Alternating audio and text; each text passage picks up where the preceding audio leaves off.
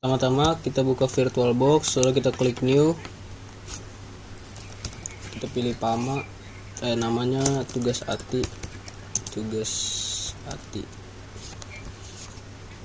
tipenya kita pilih Linux, versinya kita pilih Ubuntu yang 64 bit sesuai kebutuhan. Lalu kita memorisasi kita pilih gini, create virtual hard disk now, terus pilih VirtualBox disk image. Di sini dinamika allocate kita pilih, size nya 10 GB. Setelah itu kita klik kanan, kita pilih setting, kita ke storage, optiknya kita pakai Ubuntu. Setelah itu kita sistem, lalu kita klik OK, lalu kita klik start.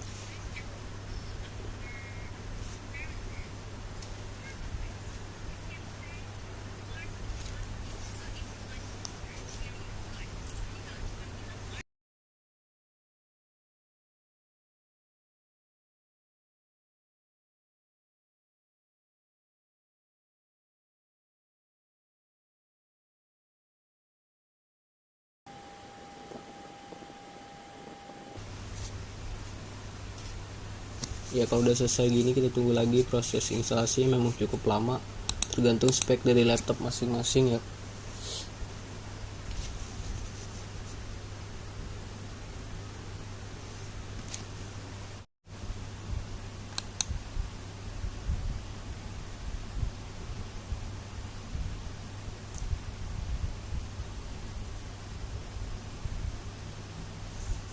Setelah berhasil direkam, nanti akan setelah berhasil tampilan seperti sebelumnya, nanti akan muncul tampilan seperti ini. Di sini ada dua try Ubuntu dan install Ubuntu. Kalau try Ubuntu ini kita tanpa melakukan instalasi, jadi kita akan mencoba. Tapi kalau install Ubuntu kita harus menginstalnya, karena di sini kita menginstal Ubuntu, jadi kita pilih yang install Ubuntu. Lalu kita klik aja install Ubuntu, tunggu. Sini prosesnya agak lama.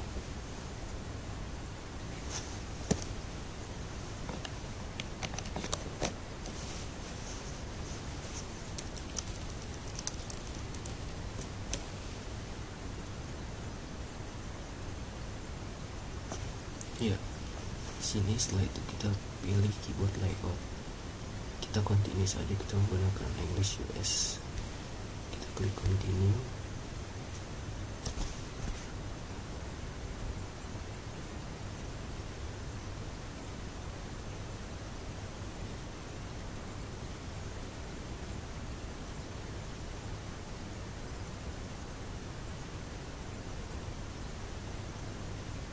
Tunggu prosesnya sampai selesai.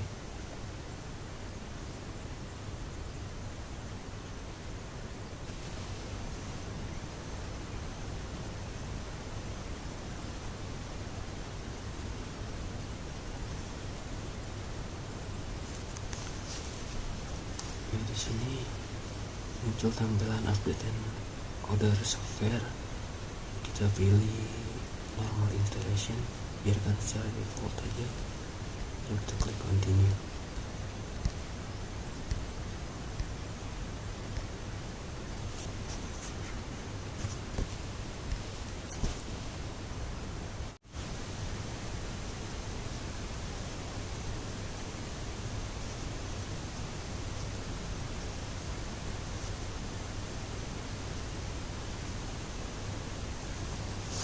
Di sini abis itu ada kita pilih erase disk and install Ubuntu, lalu klik install now.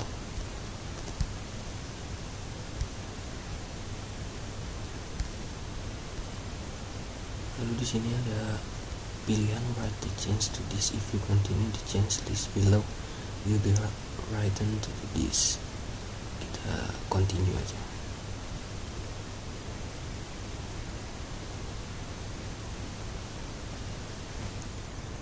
Lalu di sini kita ditanya WA gitu. Kita klik karena kita ada di Indonesia. Tinggal kita pilih Jakarta time. Lalu kita klik continue.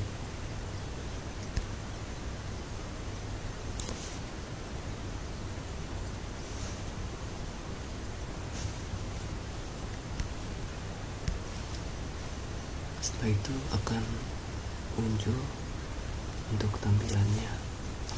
Di sini kita nulis misalnya nama saya Bu. Kalau kita tulis tugas Adi, lalu kita di sini bikin password karena ini hanya karena ini contoh, jadi kita passwordnya mudah saja 1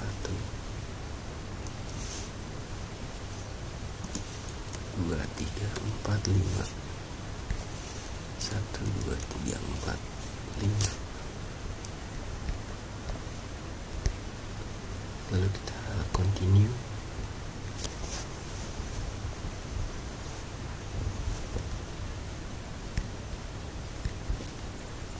Ya, di sini kita muncul tampilan install. Di sini prosesnya agak lama, jadi kita sampai menunggu saya dijelaskan oleh teman-teman saya. Perkenalkan, nama saya Davis Atala, NIM 215700002. Di sini saya akan menjelaskan Ubuntu sebagai salah satu sistem operasi yang akan kita gunakan pada praktikum kali ini. Ubuntu merupakan salah satu distribusi Linux yang berbasis Debian dan didistribusikan sebagai perangkat lunak bebas. Ubuntu sendiri ditawarkan dalam 3 edisi resmi, yaitu Ubuntu Desktop, Ubuntu Server, dan Ubuntu Core. Ubuntu dijadwalkan dirilis setiap 6 bulan sehingga sistem Ubuntu dapat terus diperbarui. Lisensi yang pada umumnya adalah GNU General Public License atau disingkat GNU GPL dan GNU Lesser General Public License atau disingkat GNU LGPL, dengan tegas menyatakan bahwa pengguna dengan bebas dapat menjalankan, menggandakan, mempelajari, memodifikasi, dan mendistribusikan tanpa pembatasan apapun. Perkenalkan, nama saya Muhammad Jidan, NIM 2156018,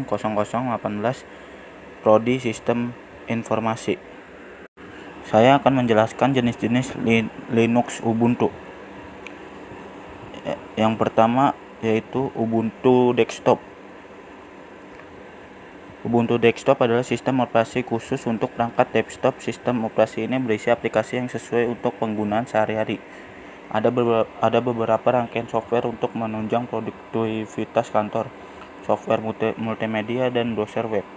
Menginstal desktop Ubuntu pada dasarnya mudah, seperti Anda melakukan instalasi perangkat lunak lainnya. Anda perlu menginstal desktop Ubuntu jika Anda menggunakan komputer sebagai bahan yang tidak terpisahkan dari aktivitas harian, sebab ada banyak software yang bisa menunjang kebutuhan. Yang kedua, Kubuntu. Kubuntu adalah revisi Ubuntu dengan perangkat lunak KDE, Desktop Environment, secara default. Dengan mengunduh Kubuntu, maka Anda bisa menggunakan banyak program populer untuk mengolah kebutuhan. Bagian menarik dari sistem Kubuntu adalah Anda bisa melakukan kustomisasi sesuka hati. Yang ketiga adalah Manjaro Linux. Selanjutnya ada Manjaro Linux yang bertujuan untuk menyederhanakan instalasi dan konfigurasinya. Nah, ada yang menarik dari Manjaro Linux adalah bisa dikonfigurasi untuk menggunakan aplikasi inti KDE Plasma dan KDE. Yang keempat adalah Ubuntu Genome. Ubuntu Genome sebenarnya dahulu memiliki nama Ubuntu Genome Remix. Sistem operasi ini menampilkan desktop environment Genome pada pertengahan 2017. Genome Ubuntu tidak lagi merilis versi baru, sehingga jenis Ubuntu satu ini masih mempertahankan sistem operasi yang sama di setiap tahunnya. Menariknya dari Ubuntu Gnome adalah Gnome membuat tampilan program di desktop Anda sama dengan tampilan dari Windows.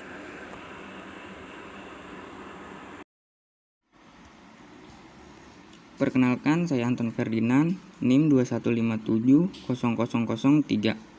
Keunggulan dari OS Ubuntu yang pertama, open source. Ubuntu merupakan sistem operasi yang bebas lisensi atau open source. Kedua, tidak rentan terhadap virus. Keunggulan lain yang dimiliki oleh OS Ubuntu adalah tidak rentan terhadap virus. 3. Aplikasi tambahan yang relatif lengkap. Sistem operasi Ubuntu memiliki aplikasi tambahan yang relatif cukup lengkap setelah diinstalasi. 4. Driver relatif lengkap. Anda tidak perlu khawatir driver tidak berfungsi dengan baik apabila Anda menggunakan OS Ubuntu, sebab sistem operasi ini memiliki driver yang terus berkembang secara luas. 5. Software center yang memadai. Keunggulan lain yang dimiliki oleh sistem operasi ini adalah memiliki software center yang memadai. Perkenalkan, nama saya Linda Septiana, NIM 2157001. Sini saya akan menjelaskan tentang kekurangan Linux Ubuntu. Pertama, tampilan menentu adaptasi. Kedua, aplikasi relatif sedikit apabila dibandingkan dengan sistem operasi lain. Ketiga, kurang cocok untuk gaming. Keempat, kurangnya support untuk hardware. 5, butuh penyesuaian. Keenam, belum user friendly. Tunggu prosesnya, dia sedang loading untuk masuk ke tampilan desktop. Nah, setelah itu muncul tampilan seperti ini. Instalasi kita sudah berhasil. Tinggal kita masukkan password yang tadi kita sudah bikin, yaitu 1, 2, 3, 4, 5, lalu enter.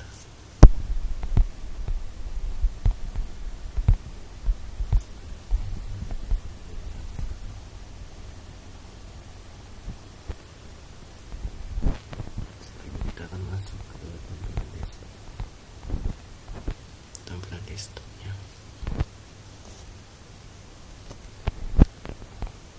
Nah, setelah itu akan muncul seperti ini. Di sini kita skip saja karena kita tidak mengakses dengan internet.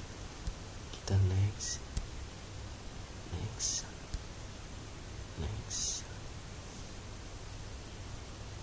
Kita tunggu sampai proses instalasi software berhasil. Ya, kita down. Ya, berarti di sini kita install Ubuntu, desktopnya sudah berhasil. Di sini sudah bisa kita akses Ubuntu di dalam VirtualBox ini. Kita coba dulu ya, kita buka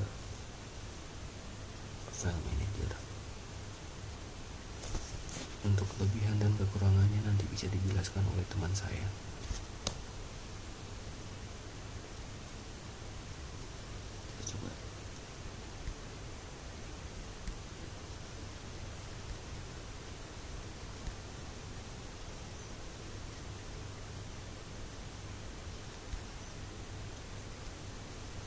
Ya, terima kasih sudah menyaksikan video kami dari kelompok tugas hati. Mohon maaf jika ada kesalahan kata ataupun kekurangan. Selebihnya terima kasih. Wassalamualaikum warahmatullahi wabarakatuh.